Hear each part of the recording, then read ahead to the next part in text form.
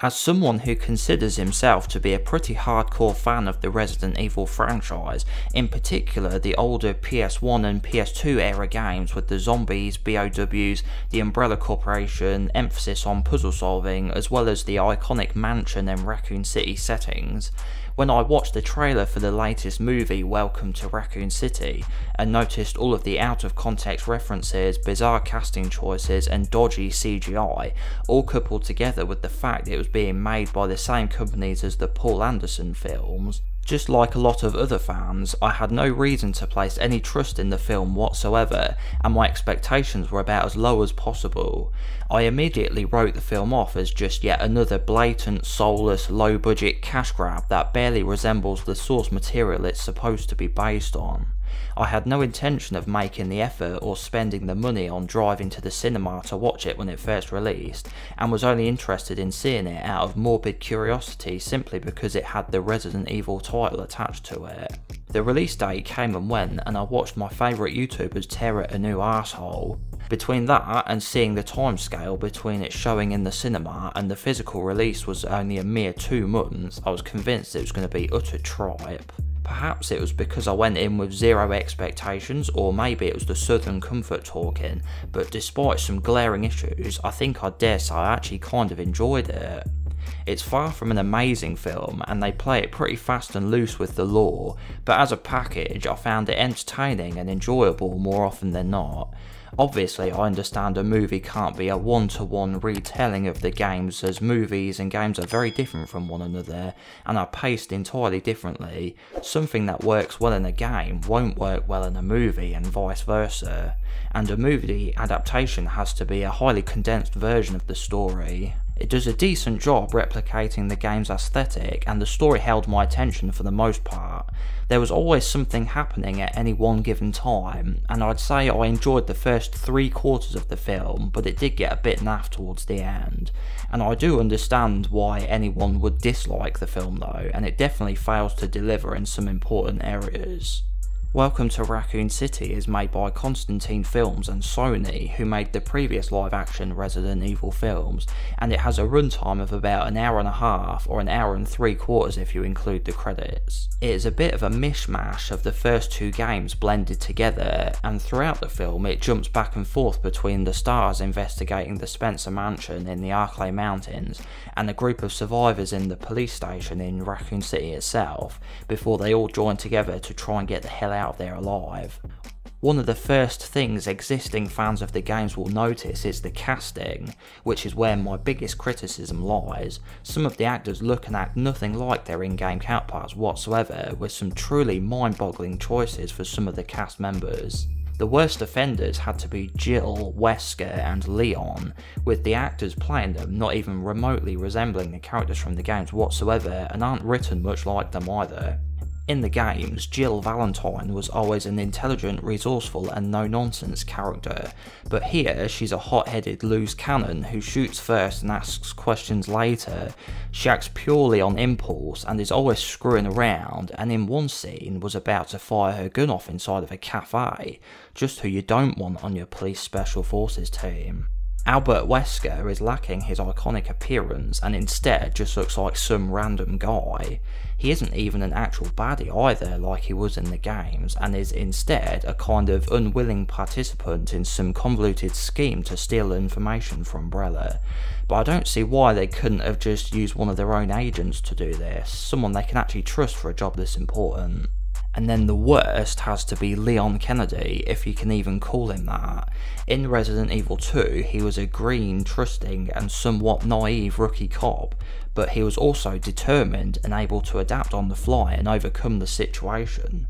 But here, he's a useless, incompetent buffoon who screws everything up, and the only reason he's made it onto the force is because his dad happens to be a powerful figure. It's said he somehow managed to shoot and injure his old partner, and he gets bullied and belittled at every turn by the other officers. And I'd say some of the better casting choices were Claire and Chris Redfield, as they do actually look like the characters in my opinion, or at least within reason, for a film adaptation. I had my concerns about Claire in particular when they showed that first still image. I thought she looked too old, but in motion she actually looks a lot younger, like she's in her late 20s, early 30s, so not too bad. I think that must have just been a bad picture they showed. And she does act kind of like the character too, and Chris does as well, so I thought these two were alright.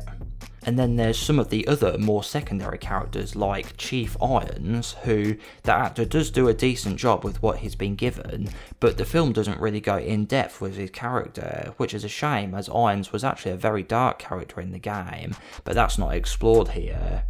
There's also Brad Vickers, who was alright as well, and someone who I think was Richard from the Bravo team, but he's in the Alpha team here.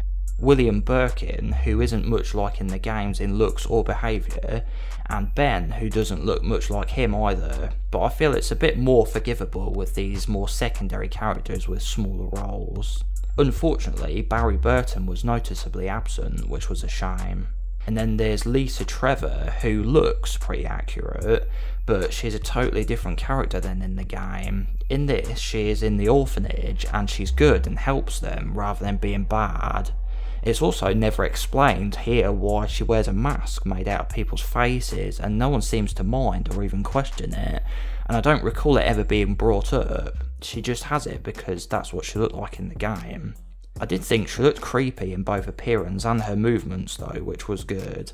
The special effects in the film are very hit or miss, with some stuff like the liquor and Lisa Trevor looking really good, but then some of the other stuff looked pretty bad, like the first zombie in the mansion being a letdown.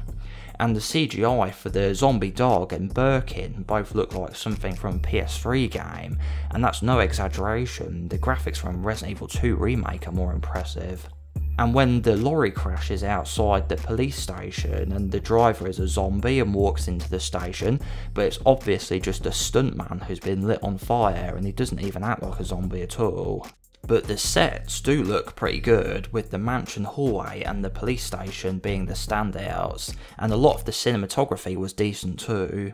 But Raccoon City, despite being called Raccoon City, looked about the size of a village and was mostly just run down houses and small businesses. In this film, Umbrella are leaving Raccoon City quietly and moving elsewhere because of their activities causing the T-virus to contaminate the town. Something I've seen brought up a lot is that a lot of the references to the games are just presented to us without the context behind them, such as where it has Itchy Tasty written in blood for no reason. In the game, that was from a diary entry from an Umbrella worker who was journaling his thoughts as he started to lose his mind due to the T-virus exposure, slowly losing his sanity and becoming more feral and inhuman as the days go by. But here, it's just written on a window in blood by that woman with a big head. By the way, I don't know what was the deal with that woman and child with big heads, and that kid kind of looked like Jason Voorhees. I don't think it was ever explained or anything. I thought they were going to be test subjects or something when I saw them in the trailer, but then they just lived in the house next to Chris, but I don't think it was explained at all. And when they're inside the cafe, Jill snatches Wesker's sandwich off him and said something like, "Now it's a Jill sandwich," where in the game that's from where Barry saves her from the falling ceiling, and he says that because she was nearly squashed flat. And then there's the film reel from Code Veronica X thrown in for no reason either.